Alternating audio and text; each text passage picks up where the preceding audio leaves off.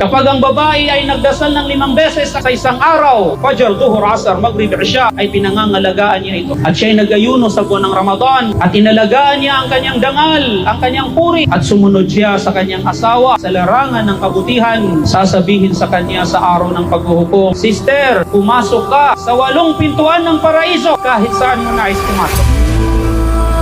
Magandang balita sa isang sister na mananampalataya sa Allah subhanahu wa ta'ala. Pangalagaan mo ang iyong mga dasal. Pagayunuhan mo ang Ramadan. Alagaan mo ang iyong sarili, ang iyong paghihijab, ang iyong pananamit, ang iyong puri, ang iyong dangal. At sumunod ka sa iyong asawa.